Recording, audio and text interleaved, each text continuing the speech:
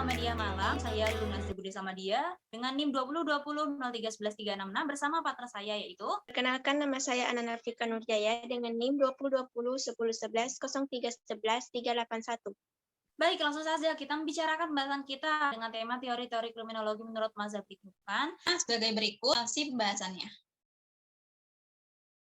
Baiklah teman-teman, kejahatan sendiri dalam bahasa Inggris itu biasa disebut juga dengan crimes, yang dimana kejahatan ini dibagi menjadi 3 golongan, yaitu dia kejahatan secara praktis, kejahatan secara religius, dan ada pula kejahatan secara yuridis. Pertama itu ada kejahatan praktis, bisa disebut dalam bahasa Inggris practical interpretation, dimana kejahatan ini itu adalah suatu perbuatan yang dilakukan itu oleh seseorang, yang melanggar ketentuan hukum atau peraturan undang-undang, dan pelakunya itu akan dikenakan sanksi. Apabila secara religius, ini yang biasa disebut dengan religious interpretation, itu suatu pengertiannya di mana mengidentifikasikan bahwa jahat dengan dosa merupakan sinonim. Berbuat jahat adalah dosa, sebaliknya berbuat dosa adalah kejahatan. Pengertian yang ketiga yaitu secara yuridis, atau disebut dengan dalam bahasa Inggris practical interpretation, di mana secara yuridis ini dia itu suatu perbuatan yang melanggar hukum atau dilarang oleh undang-undang yang telah ditentukan dalam suatu negara tersebut. Adapun faktor-faktor penyebab terjadinya kejahatan itu dibagi menjadi 2. Yang pertama yaitu faktor intern, dan yang kedua itu eksternal. Faktor intern disebut dengan personal atau individu. Nah, di mana faktor ini tuh terdapat dalam diri seseorang individu tersebut. Kemudian untuk faktor ekstern sendiri itu yang berada di luar individu tersebut. Nah, contoh dari faktor intern seperti halnya umur, kedudukan suatu individu, sakit jiwa, daya emosional, rendahnya mental, dan lain sebagainya. Ada pula dalam faktor ekstern. Dalam faktor ekstern ini contohnya apa saja sih? Ini akan ada pokok pangkalnya itu pada lingkungan. Jadi lingkungan untuk individu tersebut ada seperti halnya kejahatan, keadaan keluarga kayak gitu dan lain-lainnya. Ini juga bisa dipicu dari beberapa faktor, yaitu seperti halnya faktor ekonomi, faktor agama, faktor media dan lain sebagainya yang mempengaruhi seorang itu akan melakukan sebuah kejahatan. Adapun aliran-aliran dalam kejahatan. Aliran dalam kejahatan ini dibagi menjadi beberapa aliran. Adapun aliran klasik, kemudian aliran neoklasik, kemudian ada pula aliran positifis, terus habis itu ada juga aliran kritis. Nah, yang pertama kita akan bahas aliran klasik terlebih dahulu. Aliran klasik ini bahwa pada dasarnya manusia itu adalah makhluk yang memiliki kehendak bebas atau biasa disebut dengan free will.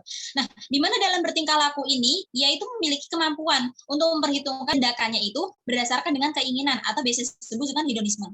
Nah, dengan kata lain, manusia itu dalam berperilaku itu dipandu oleh 2 hal, yaitu yang pertama itu adalah penderitaan, habis itu yang kedua itu ada kesenangan. Nah, yang mana menjadi resiko dari tindakan yang dilakukannya tersebut, dilakukan oleh seorang individu tersebut. Nah, kemudian dalam hal ini, hukuman itu akan dijatuhkan berdasarkan dengan tindakannya, bukan dengan kesalahannya. Ketika itu, pada abad ke-19, ada 2 orang peneliti yang ketika itu sangat menonjol. Nah, yang sedang meneliti tentang kejahatan, atau bisa disebut dengan pemikir juga, kejahatan dan hukuman. Beliau berdua ini sedang meneliti kejahatan dan hukuman.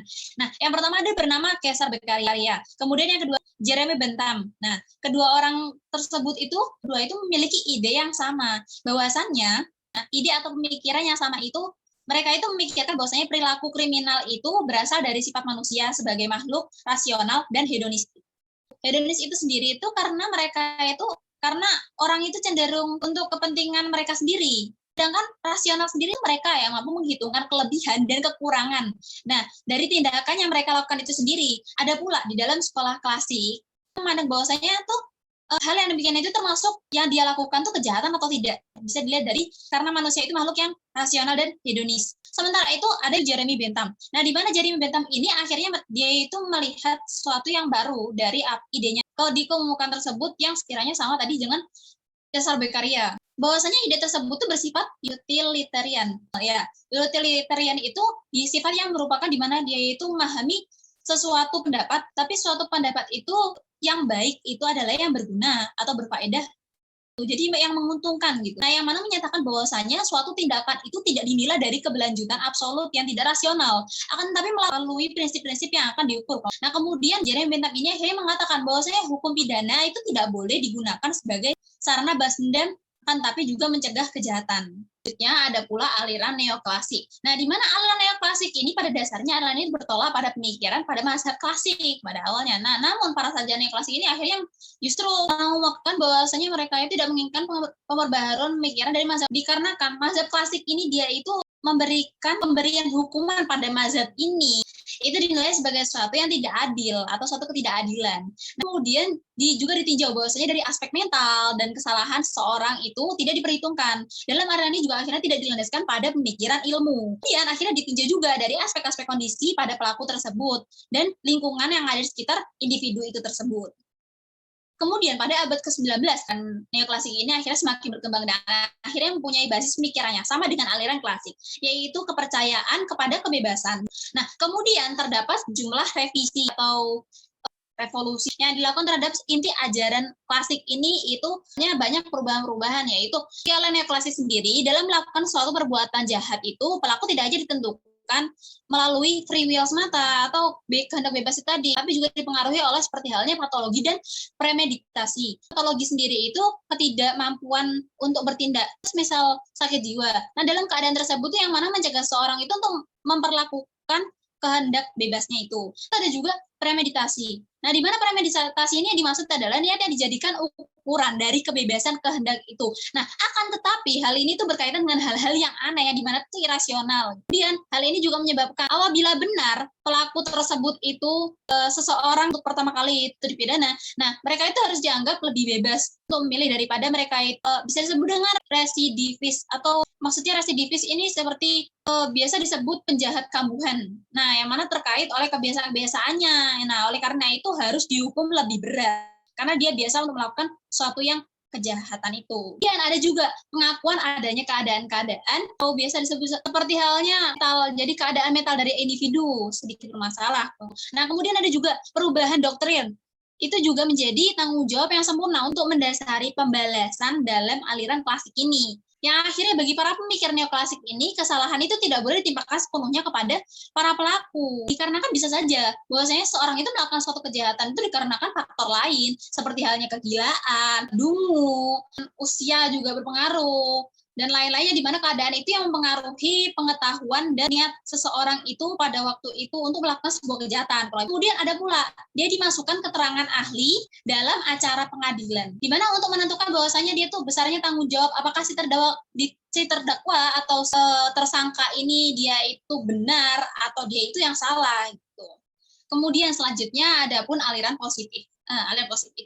Di mana aliran positif itu merupakan aliran yang bertolak pada pandangan. Nah, itu dibagi menjadi dua pandangan, yaitu determinisme biologis dan determinisme kultural.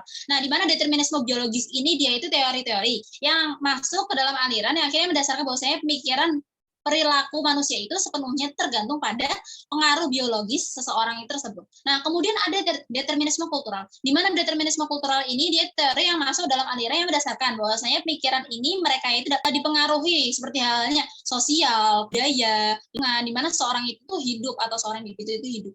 Nah, kemudian aliran ini juga disebut dengan aliran modern, yang dimulai dari pertama itu ide determinisme manusia. Akhirnya pemahaman ini itu menggantikan doktrin kehendak bebas. Nah, yang dimana bagi aliran ini itu manusia itu dipandang tidak memiliki kehendak bebas.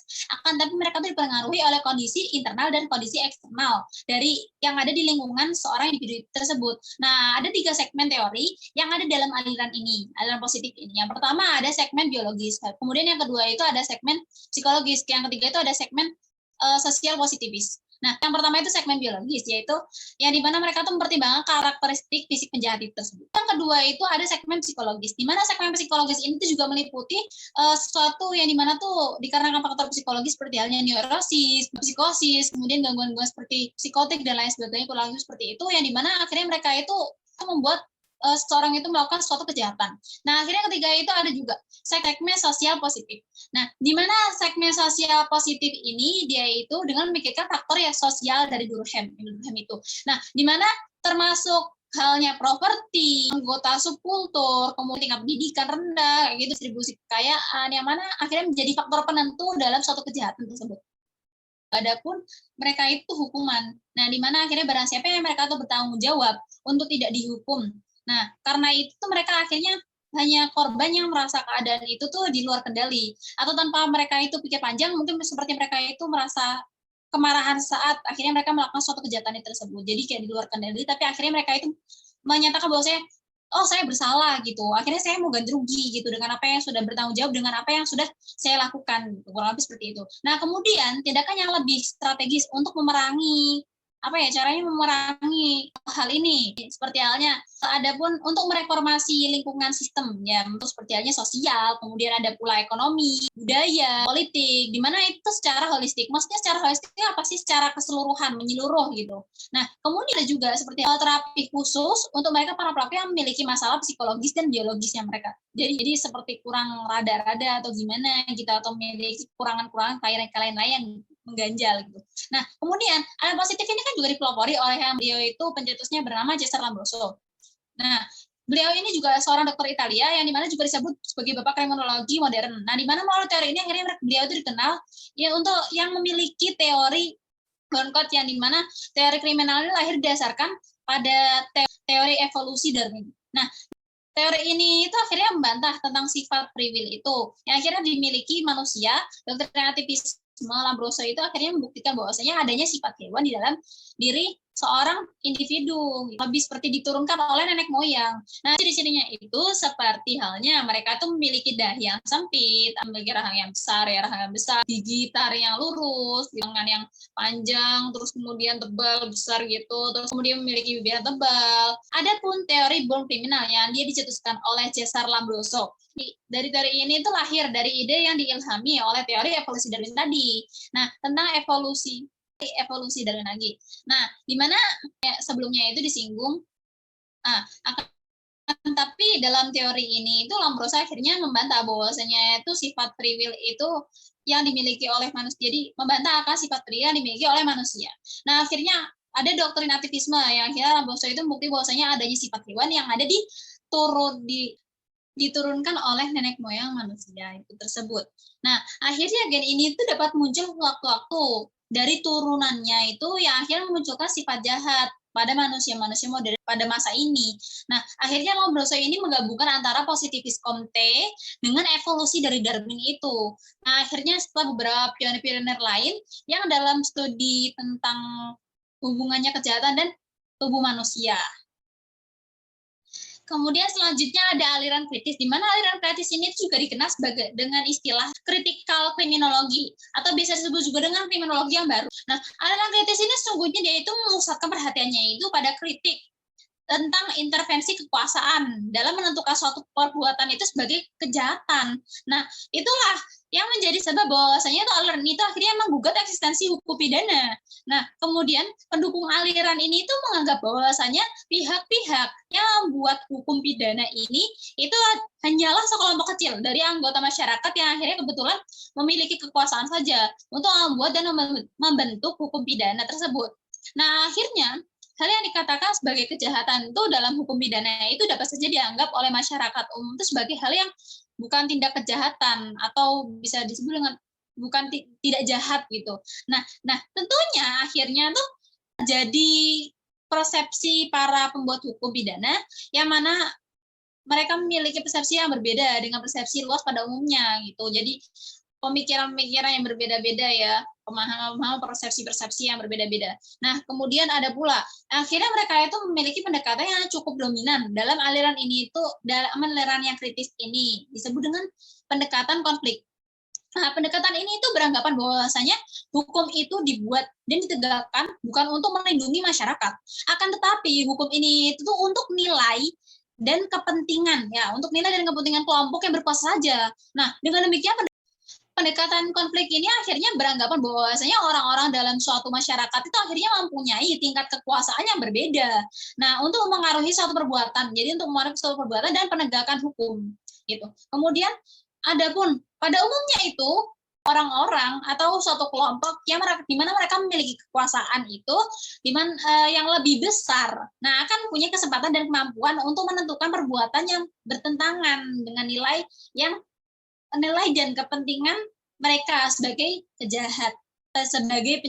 Nah, pada saat yang sama akhirnya mereka juga memiliki kemampuan untuk menghindar dalam pendefinisian perbuatan mereka itu sebagai kejahatan.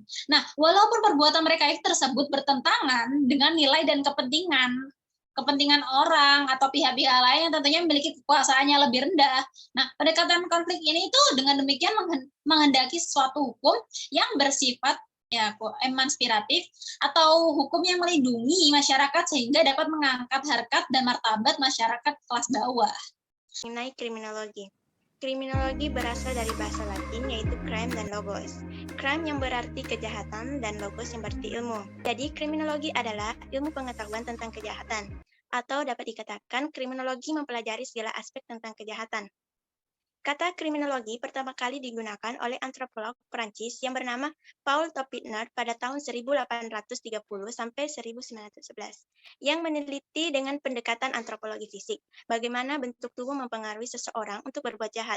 Namun, pembahasan mengenai masalah-masalah kejahatan ini sudah dipelajari lebih awal, seperti pada karya-karya yang ditulis oleh Cesar Beccaria dan Jeremy Bentham. Kriminologi atau ilmu kejahatan sebagai disiplin ilmu sosial atau non-normatif disiplin yang mempelajari kejahatan dari segi sosial. Kriminologi disebut sebagai ilmu yang mempelajari manusia dalam pertentangannya dengan norma-norma sosial tertentu. Sehingga kriminologi juga disebut sebagai sosiologi penjahat. Kriminologi itu mempelajari kejahatan. Mempelajari kejahatan itu adalah mempelajari tingkah laku manusia. Maka pendekatan yang digunakan adalah ada 3, yaitu pendekatan deskriptif, pendekatan kausalitas, dan normatif. Pendekatan deskriptif itu adalah suatu pendekatan dengan cara melakukan observasi dan mengumpulkan data-data yang berkaitan dengan fakta-fakta tentang kejahatan dan pelaku kejahatan, seperti bentuk tingkah laku kriminal. Yang kedua digunakan adalah pendekatan kausalitas atau pendekatan sebab akibat. Hubungan sebab akibat dalam kriminologi berbeda dengan sebab akibat dalam hukum pidana. Dalam kriminologi, hubungan sebab akibat dalam hukum pidana terbukti, artinya apabila hubungan sebab akibat dalam hukum pidana terbukti, maka hubungan sebab akibat dalam kriminologi dapat dicari, yakni dengan mencari jawaban atas pertanyaan mengapa seseorang melakukan kejahatan. Usaha untuk mengetahui kejahatan dengan menggunakan pendekatan sebab akibat ini dapat disebut dengan etiologi kriminal. Dalam pendekatan normatif, kriminologi dikatakan sebagai ideografi disiplin, karena kriminologi mempelajari fakta-fakta, sebab-sebab akibat, dan kemungkinan-kemungkinan dalam kasus yang sifatnya individual. Sedangkan yang dikatakan dengan normatif disiplin adalah bertujuan untuk menemukan dan mengungkapkan hukum-hukum yang bersifat ilmiah, yang diakui keseragamnya. Kriminologi sendiri lebih mengutamakan tindakan preventif. Oleh karena itu, selalu mencari sebab-sebab timbulnya suatu kejahatan, baik di bidang ekonomi, sosial, budaya, hukum, serta faktor ilmiah seseorang. Di dalam kriminologi, ada kriminal etolog dan kriminal politik. Kriminal etologi itu yaitu ilmu yang mempelajari sebab-sebab timbulnya kejahatan. Kriminal etologi itu terdapat 2, yaitu antropologi kriminal dan sosiologi kriminal.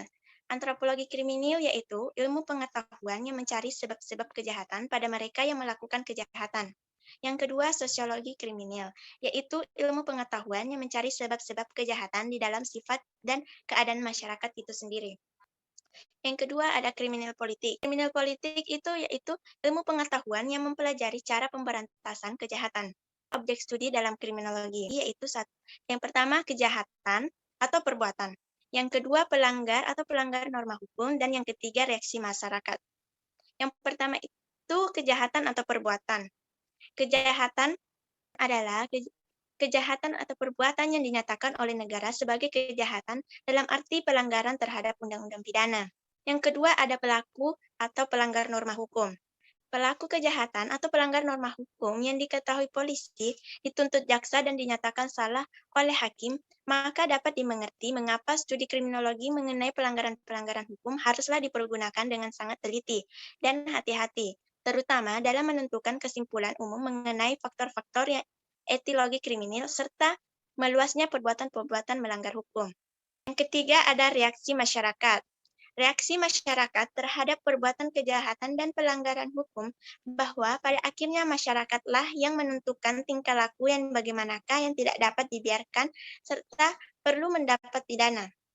Maka dalam hal ini peranata-peranata sosial yang menyalurkan reaksi masyarakat itu dan bagaimana secara prosesnya peranata-peranata sosial ini mencari dan menegakkan keadilan perlu mendapat perhatian dalam studi kriminologi.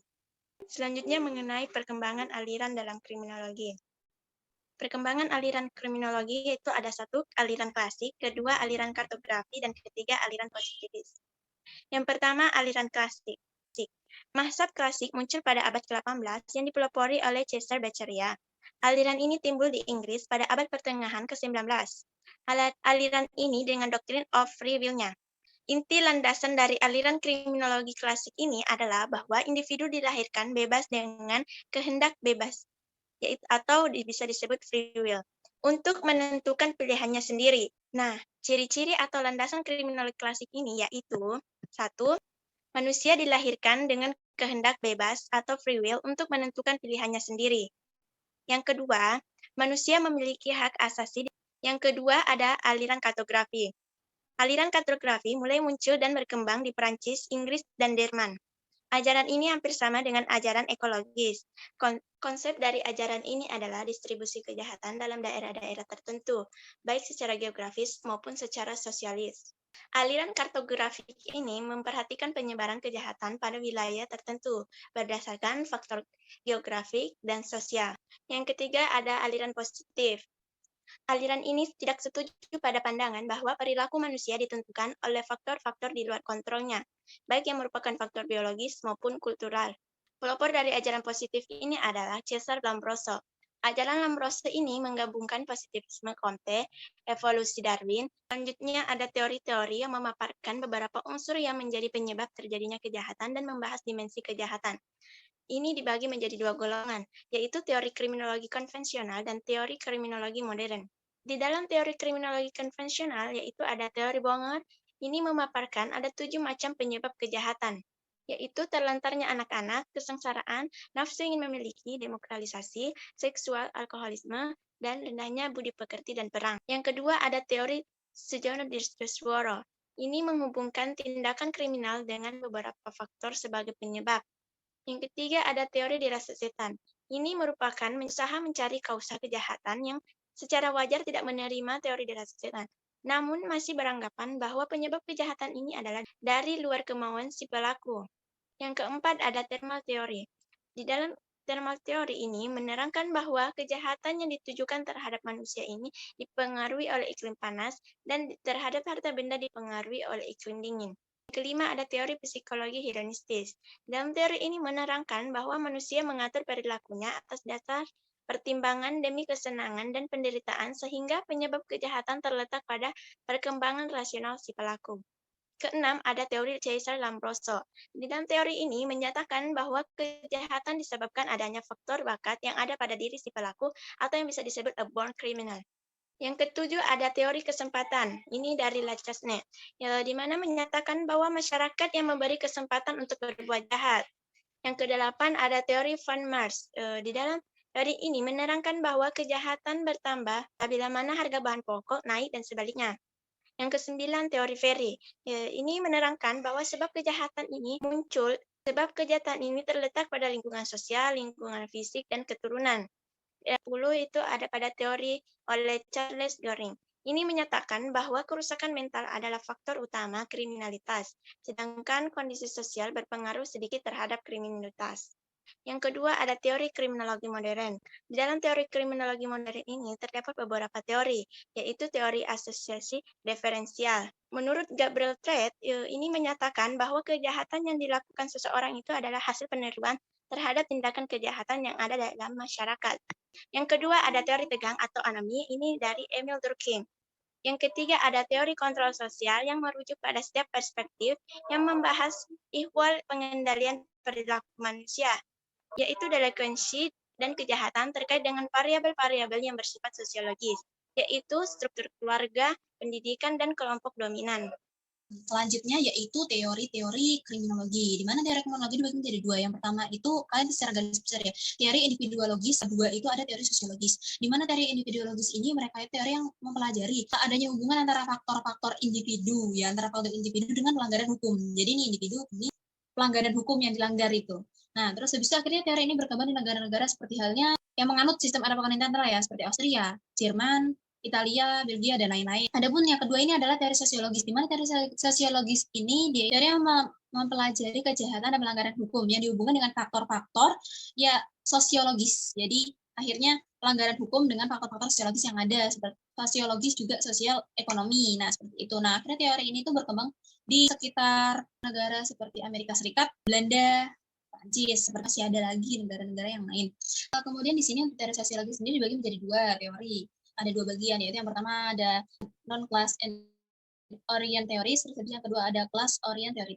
Yang pertama ini kita bahas dulu yang non-class orient theory sendiri. Non-class orient theory sendiri ini terbagi menjadi beberapa bagian, yaitu ada teori ekologis dan teori konflik. Di mana teori ekologis ini dia itu mempersoalkan tentang hubungan antara kejahatan dengan faktor-faktor seperti halnya kepadatan penduduk, mobilitas penduduk, atau bisa disebut dengan dalam bahasa Inggris horizontal mobility. Kemudian ada juga perbedaan desa dengan kota, dan lain sebagainya. Kemudian untuk selanjutnya ada teori konflik. Nah, di mana teori konflik ini dia itu mempersoalkan tentang hubungan antara kejahatan dengan konflik yang ada. Nah, antara kedua ini mereka saling berbagi sistem nilai dalam suatu daerah tersebut. Gitu. Teori ini tak lama muncul setelah adanya teori label. Ya.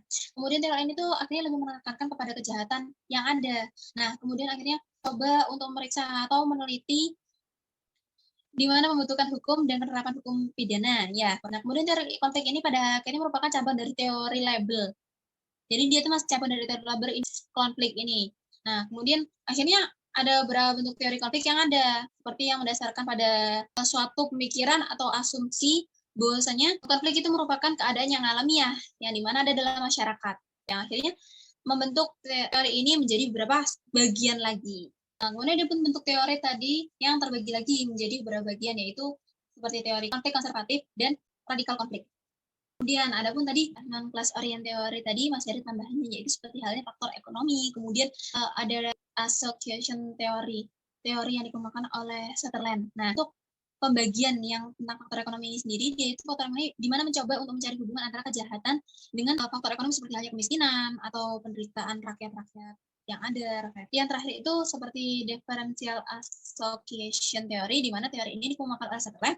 Nah, menurut teori ini itu kejahatan yang dilakukan seseorang individu itu, yaitu adalah hasil tiruan terhadap perbuatan kejahatan yang telah ada dalam masyarakat, dan akhirnya ini terus berlangsung dan berlanjut. Adapun yang selanjutnya class orient theory, di mana class orient theory ini menjadi beberapa bagian seperti hanya teori anomi. Apa sih teori anomi itu? Teori ini itu akhirnya menggambarkan di mana keadaan suatu masyarakat itu tersebut menghimpunkan peraturan yang mengatur hubungan unsur-unsur dalam sistem sosial menjadi kacau balau, yang akhirnya mengakibatkan mereka bahwasanya anggota mereka tuh, masyarakat mereka tuh mengalami kebingungan sendiri gitu akan hal itu. Kemudian yang selanjutnya ada teori subkultural dalam class orient teori ini. Teori subkultural ini maksudnya apa ya? Dimana dia tuh mendasarkan bahwasanya dia itu menjelaskan bentuk kenakalan seorang remaja seperti itu, dan mengembangkan berbagai macam seperti halnya tipe geng kayak gitu dan lain-lain. Nah, kemudian akhirnya ada teori labeling, di mana teori labeling ini atau biasa disebut dengan teori label yang seperti yang dijelaskan tadi atas teori label gitu. Nah, teori label ini dia diartikan sebagai di mana dia itu dipandang atau pemberian nama, yaitu seperti halnya penyebab kejahatan secara tidak langsung, seperti mungkin pemberian nama label masyarakat lebih seperti menghina gitu ya gitu. Nah, kemudian ada pula teori kontrol sosial, di mana teori kontrol sosial ini dia tuh memfokuskan diri pada teknik atau strategi yang mengatur tingkah laku seorang individu itu atau seorang manusia, dan akhirnya membawa kepada seorang individu atau manusia itu tersebut dengan penyelesaian atau ketaatan kepada aturan-aturan masyarakat yang ada. Kemudian untuk teori kontrol sosial atau HIRSI, dia memiliki 4 unsur kunci. Seperti halnya yang pertama, attachment. Apa sih attachment itu? Seperti halnya ikatan untuk para remaja yang dimana mereka itu memandang bahwasanya remaja itu penting. Habis itu yang kedua seperti komitmen, komitmen atau suatu keterikatan dalam subsistem yang konvensional. Nah, habis itu yang ketiga ada beliefs atau percaya pada nilai-nilai moral dari norma-norma dan nilai-nilai dari pergaulan hidup. Habis itu yang keempat ada teori psikoanalitikal. Itu adalah 4 kunci yang paling penting dalam unsur teori ini. Nah, yang terakhir yaitu teori Sobudal, di mana teori Sobudal ini itu sebagai akronim dari nilai-nilai sosial, di mana dari nilai-nilai sosial juga, dari aspek budaya juga dari faktor struktural, dari suatu yang ada, masyarakat yang ada. Tujuan dari teori ini itu bukan semata-mata untuk mencegah kejahatan, akan tapi mereka yang sah hukum dalam kebenaran dan keadilan agar tercipta sebuah kedamaian dan kesejahteraan. Kemudian ada mazhab Italia, bisa disebut juga dengan aliran antropologis, di mana mazhab ini telah mengadakan penelitian terhadap suatu kejahatan dari sudut pandang antropologis. Nah, yang mana pada akhirnya melahirkan sebuah pengetahuan atau ilmu pengetahuan di mana dalam pengetahuan disebut dengan antropologi kriminal. Nah, di mana ketika itu yang mempelopori mazhab ini yaitu seorang yang bernama Franz dan Subzim. Nah, karena keduanya ini mereka itu sama-sama melidiki, seperti menyelidiki dan menghasilkan seperti halnya ciri-ciri seperti lahiriah, pula watak, mimik wajah, mimik muka, kemudian ada seperti tulisan tangan, terus cara berjalannya seorang penjahat itu. Nah, kemudian ada salah satu penganut aliran itu yang bernama P. Broca, di mana P. Broca di sini beliau itu melakukan penyelidikan pada tengkorak para penjahat. Gitu. Jadi mengumpulkan semua tengkorak para penjahat, kemudian diteliti tengkorak para penjahat itu dan menyimpulkan bahwasanya ternyata ada kelainan-kelainan dalam tengkorak-tengkorak para penjahat ini. Nah, di mana mereka itu mempunyai sifat patologis atau sebuah penyakit. Ada juga kemudian seorang itu yang bernama Ebbe Morel. Ebbe Morel ini di mana dia itu dengan teorinya sendiri dia mengemukakan bahwasanya adanya kemerosotan atau bisa disebut dengan degenerasi tentang kemerosotan sifat seorang manusia itu. Jadi menurut pandangan Morel ini, bahwasanya manusia-manusia ini tuh mereka seperti itu karena pengaruh kondisi yang ada dalam lingkungannya itu, yang dimana kondisinya itu kurang baik. Nah, selama beberapa generasi di dalam lingkungan itu, yang kemudian akhirnya memungkinkan sekali untuk mempunyai suatu keturunan yang sifatnya itu juga ikut merosot. Akhirnya karena kemerosotan ini tuh maka berakibat bahwasanya orang itu menjadi berbuat jahat sekalipun orang itu memiliki agama yang sangat kuat. Nah, tadi yang pertama ada pun yaitu seperti P. Broca, kemudian Ebbe Morel, terus habis itu yang ketiga ada pun Sheldon Gluck sama Eleanor Gluck, di mana mereka itu melakukan penelitian untuk studi komparatif antara pria yang disebut dengan pria delinquent dengan non delinquent. Nah, di mana hasil penelitiannya itu akhirnya menyatakan bahwasanya pria delinquent ini mereka tuh memiliki jadi wajah yang lebih sempit dan kemudian ada juga dia tuh memiliki dada yang lebih besar, kemudian pinggang yang lebih besar, ada seperti lengan bawah sama lengan yang atas tuh seperti lebih besar gitu dibandingkan dengan yang non delinquent tadi gitu, yang pria non delinquent. Nah, akhirnya mereka mendapati bahwasanya tuh kurang lebih 60% dari yang delinquent itu mendominasikan bahwasanya mereka itu mesomorphic, seperti mereka itu memiliki tubuh yang atletis, kurang lebih seperti itu. Kemudian setelah itu ada pula Sheldon Gluck tadi menyatakan bahwasanya itu adanya korelasi atau hubungan yang sangat tinggi antara fisik dengan temperamen seorang individu tersebut. Nah, kemudian beliau ini merumuskan di mana bentuk tubuh dan psikologi konstitusi yang ada itu pada manusia. Biasa juga disebut dengan somatotypes, dibagi menjadi 3. Yang pertama tuh ada dia tuh tubuhnya gemuk atau dengan kata lain bisa disebut dengan the endomorph. Terus habis itu yang kedua tubuhnya atletis dan berotot, bisa disebut dengan the mesomorph. Kemudian yang ketiga juga ada itu seperti tubuhnya sangat rapuh, dalam segi fisiknya itu sangat rapuh, kemudian dia tuh condong tinggi terus kurus. Nah, itu bisa disebut juga dengan the ectomorph. Nah, di mana orang yang didominasi dengan sifat yang kedua yaitu the mesomorph itu mereka itu berotot dan memiliki tubuh yang atletis, mereka tuh cenderung terlihat seperti seorang yang dianggap melakukan hal yang ilegal gitu, atau bisa disebut dengan mereka secara tidak langsung seperti penjahat gitu. Kemudian akhirnya dengan mengandalkan pengujian fisik yang ini, fisik dan psikologis yang tadi dikatakan oleh beliau yaitu Sheldon Gluck, di mana Sheldon Gluck akhirnya menghasilkan sesuatu yang disebut dengan indeks delinkuensi yang dapat digunakan untuk memberikan gambaran dari setiap masalah seperti itu secara mudah dan cepat. Kemudian dalam aliran ini itu ada juga tokoh yang terkenal dalam aliran ini yaitu Cesare Lombroso, di mana beliau ini juga seorang dokter penjara yang ada di Italia dan kemudian beliau juga jadi guru besar dalam bidang ilmu kedokteran, kemudian juga kehakiman dan penyakit jiwa. Kemudian beliau juga yang melahirkan teori born criminal itu. Nah, di mana setelah itu lahir dari ide tersebut yang akhirnya diilhami dari teori Darwin tentang evolusi manusia seperti yang sudah dijelaskan sebelumnya.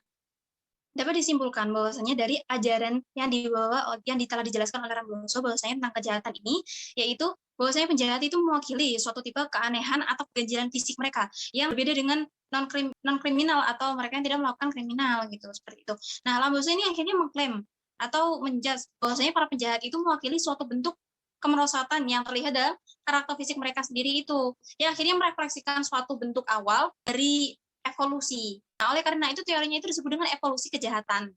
Kemudian pada akhirnya teori evolusi yang dikemukakan oleh Lombroso ini dapat disimpulkan bahwasanya penjahat itu dilahirkan dengan tipe-tipe tertentu. Ada pula yang dia itu tipenya itu dapat diketahui dengan melalui beberapa tanda-tanda fisik yang dalam tubuh individu tersebut. Semisal seperti tengkoraknya yang asimetris, kemudian dagu yang panjang, kemudian dia juga dia memiliki hidung yang pesek, itu kemudian dia sering atau mudah merasakan kesakitan gitu.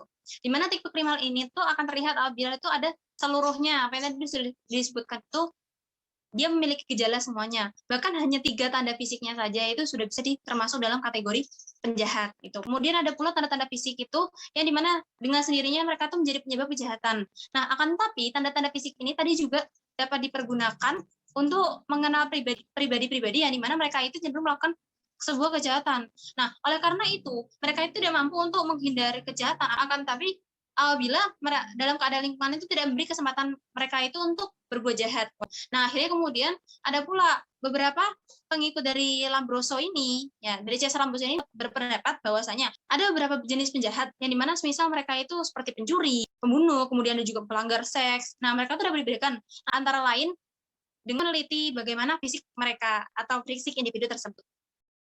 Kemudian dari berbagai penelitian Cesare Lombroso ini akhirnya berhasil membuat suatu teori yang yaitu mencirikan penjahat pada umumnya yang juga sama yang dimiliki oleh ciri-ciri manusia yang primitif. Nah, ciri-ciri penjahat itu antara lain seperti halnya misalkan dia itu isi tengkoraknya itu tuh kurang atau bisa disebut dengan dia memiliki kelainan pada bagian tengkoraknya itu. Ada juga dia itu dalam otaknya itu terdapat seperti suatu benjolan dalam otaknya. Habis itu ada juga rawan muka seperti halnya muka yang mereka itu berbeda daripada individu-individu yang lain. Nah, di mana tuh seperti halnya tulang itu mereka lebar, mukanya yang simetris, kemudian dia memiliki dahi yang sedikit melengkung. Nah, kemudian dia mempunyai perasaan yang kurang gitu.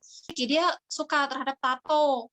Nah, kemudian ada pula Lombroso itu akhirnya mengklasifikasikan bahwasanya penjahat itu terbagi menjadi 4 golongan, yaitu yang pertama disebut juga dengan blok kriminal, di mana blok kriminal itu orang yang berdasarkan pada doktrin atau aktivis bagaimana yang telah dijelaskan tadi. Nah, yang kedua itu ada juga yang disebut dengan insan kriminal. Itu orang yang dimana mereka tuh menjadi penjahat sebagai hasil dari beberapa perubahan dalam otak mereka. Jadi mereka menjadi penjahat karena perubahan dari dalam otak mereka yang akhirnya mengganggu kemampuan mereka itu akhirnya mereka nggak bisa membedakan antara yang benar sama yang salah.